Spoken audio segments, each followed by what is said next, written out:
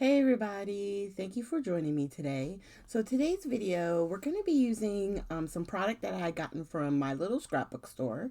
So I'm going to call them our sponsors for this May series, okay? If you haven't been here before, consider hitting the subscribe button and then click the little notification bell so that way you get alerts whenever I upload new content. And I would really appreciate that. So we're using this sketch here, which is from Case This Sketch. I got it off of Pinterest, but you can pause here and then grab your materials and come join me. So this is the kit that I'm using. This is a 6x8 paper collection from 49 and Market. And I'm going to go through it real quick, but you get laser, well, I think they call these laser sheets. So it's almost like chipboard or a really thin chipboard. Okay, so you get all of that. You get 2 sheets of each. You get 2 of these gratitude, 2 of the 4 cut aparts, and then each of these are kind of like they're the similar patterns. They almost look like they could do like a diorama, right? Like we could put them up against each other and create one long one. One back will have a solid color, and then there's also usually like a vertical. The one for that one is missing because we're using it in the card sketch today, but I just wanted to go through and show you these papers. I love 49 and Market. It definitely is right up my alley as far as I like how the papers are already kind of distressed or layered looking. So it doesn't leave a whole lot that you have to do. You don't do much. It's already pretty. Do you know what I mean? Because it starts out with such a beautiful paper collection. Oh, look, that one actually does line up good. That would be nice. Isn't that cute? That's super cute. Okay, I digress. So we have these, and 2 of this particular pattern paper has the leaves on the back. So we will be using those because I think those are pretty. And then this 3 here, you can see the 2 are very similar. And then we have the pattern that's the same on the horizontal and then a vertical. And I think that's true for almost each one. And then on this one, the 2 solids with the dark brown on the back. And then you flip it over and you have these, which are more in the reddish tones. I was trying to find the other red one that was supposed to go with it. I didn't know if I got it mixed up. No. Okay. On the back of one of the cover pages is the red. And one's more of a shiny or glossy, and the other one is more matte. So I think those 2 could kind of go with those if you wanted to. All right, so we got all that kind of together. And then we're also, which was bought separately, I have a collection of rub-ons. This is what I have left from the papers that we cut up for the card today. And then we have the rub-ons, which come with a tool for you. And then I think we're going to use one of these here. I just had to cut a piece. On the first card I didn't use any of this because you can see I'm cutting it for the first time. But I knew I wanted to use some of it for the second card to show you the different options. And then I think I'm going to cut out that upper image. And then put that to the side. Okay. All right. And then let's start putting the card together. So for our card base, we're doing an A2 size card. We're going to, and I'm showing you there that all I did was trim it down. And then I took one of the part I cut off, and we're going to use that for the vertical line. So double-sided papers always give you that added benefit of not having to cut up a whole lot of sheets because you can use the opposite side, and all of it is meant to go together.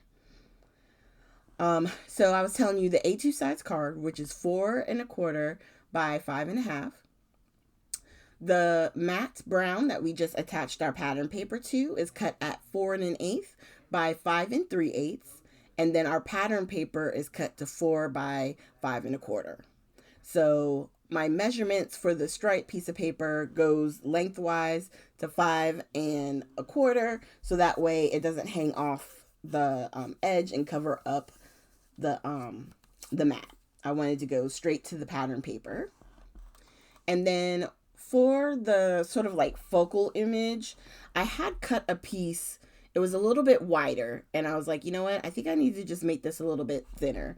And though mine is going to be taller than what's on the sketch, I did that on purpose because of the laser cut pieces we're going to be using.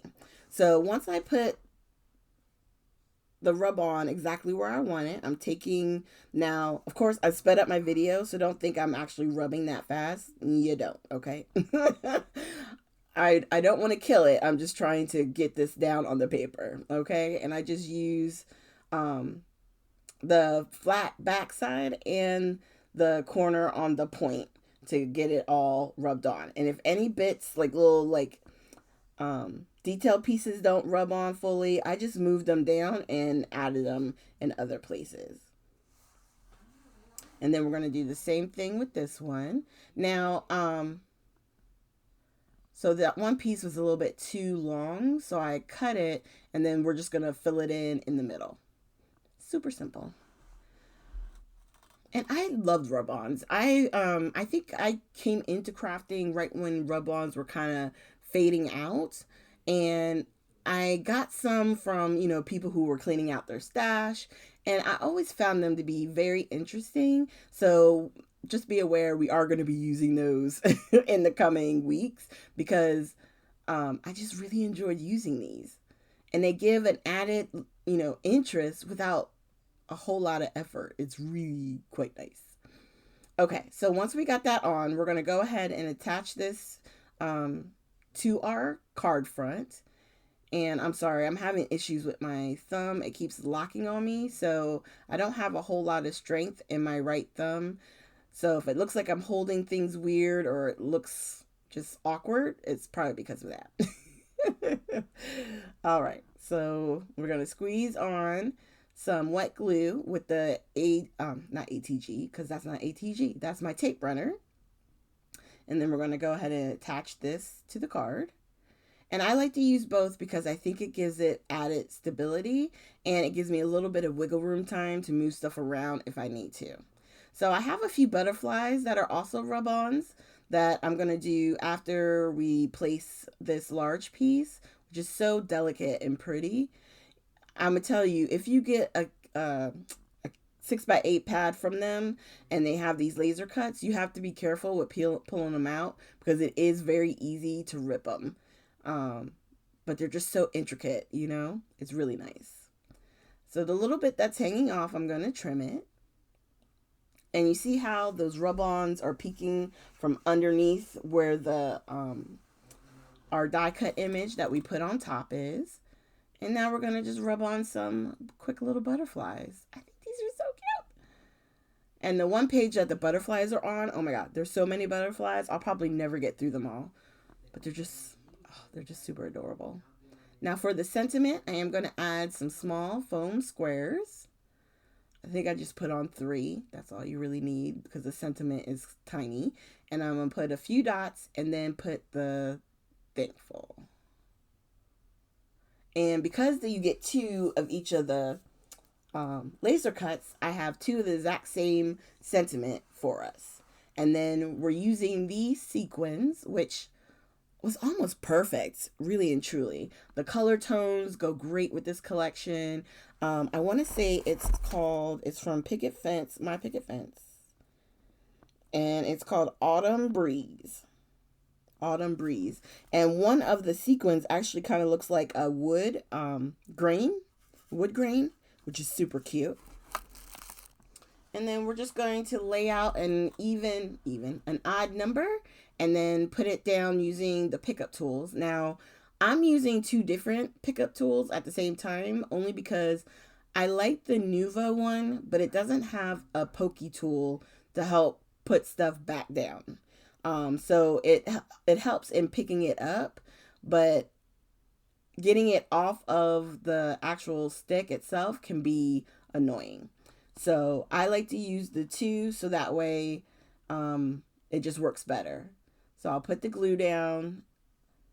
I'm trying to clean off my top. I got the sequin, and then I just used the point from this other one to kind of press it down while the glue dries. It does not take long for the art glitter glue to dry and leave the sequin in place, but I like doing that just to make sure it really adheres to the glue.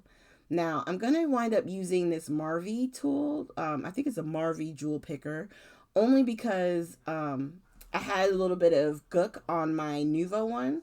I got the Nuvo one from Michelle's shop in the My Little Scrapbook store, along with the sequins and, like I said, this paper collection.